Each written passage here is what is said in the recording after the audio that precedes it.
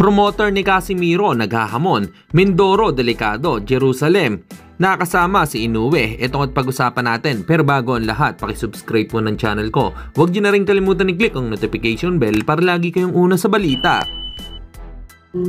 Pag-usapan nga po natin mga kaboxing, Weljon Mindoro. Laban na bukas, excited na ang lahat kung paano papabaksakin ni Mindoro ang kanyang kalaban na si Dormedes Potes.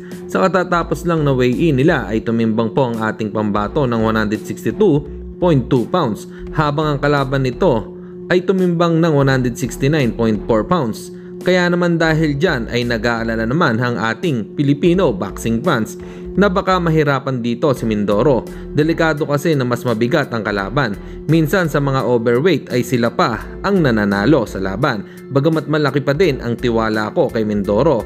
Good luck sa iyong laban, naway magtagumpay ka sa iyong laban. Samantalang Melvin Jerusalem ay nagpasalamat dahil naranasan nitong mag-training sa Ohashi Boxing Gym at makasama ang isa sa pinaka-humble at talentadong kampyon sa mundo na si 2 times undisputed champion Japanese monster Naoya Inoue. Napakarami raw na aral ang napulot ni Jerusalem dito.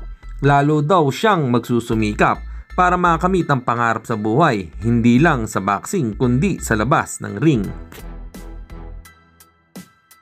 At sa kabilang balita naman tayo mga kaboxing, tila naghahanap si Kameda na promoter po or promotion ni Cuadro Alas ng kung sino ang may gusto na labanan si Casimiro at Luis Nery.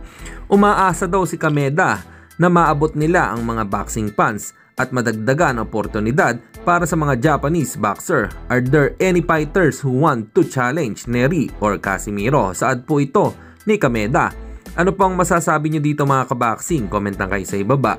Hanggang dito na lang muna ang ating balita. Dito na lang ang aking boxing news report. Babu!